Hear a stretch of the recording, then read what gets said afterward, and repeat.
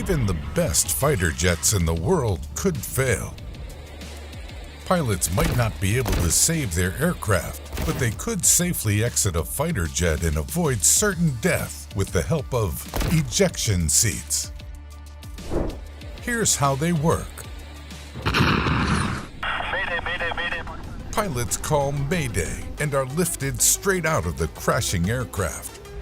Once the coast is clear, ejection seats then automatically deploy a parachute, allowing pilots to descend safely. The entire process takes seconds. The main components of an ejection seat, the catapult, rocket, restraints, and parachute, all have to trigger in a certain sequence and near instantly. If even one step goes awry, a fleeing pilot could find themselves in a whole lot of trouble.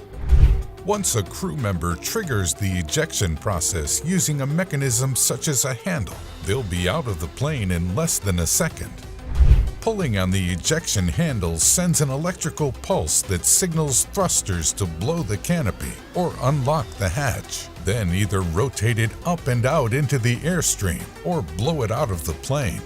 At almost the same time, an explosive cartridge is set off in the seat's catapult gun, launching it into the air with the help of an underseat rocket motor. A leg restraint system is engaged to protect their legs from debris. Sensors measure the speed of the airplane and ambient air pressure to determine exactly when to deploy the parachute. For airplanes flying at high speeds and altitudes, the opening of the main parachute is delayed to get the pilot down to thicker air as quickly as possible. Instead, a smaller chute called a drogue deploys to slow down the rate of descent and stabilize the motion so it doesn't tumble and send the pilot careening in a deadly spin. At lower speeds and altitudes, the main parachute will deploy more quickly.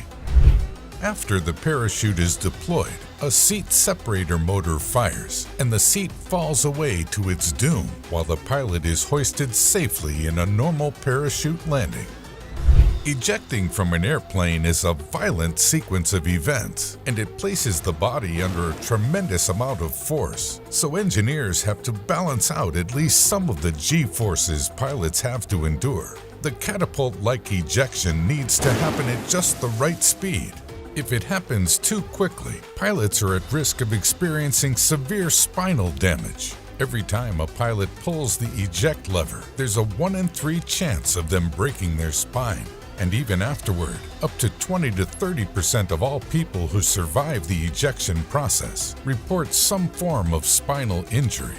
0-0 ejection seats have been built in response to this recurring issue. They get their name from how they allow extraction at 0 altitude and 0 wind speed conditions.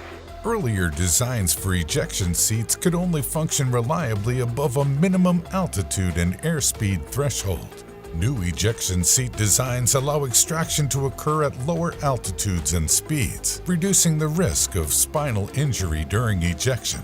The use of ejection seats is always a last resort when pilots have lost control of their damaged aircraft. Flying a jet can be an incredibly dangerous undertaking as it is, so we need to have more safety measures like ejection seats for when the worst comes to worst.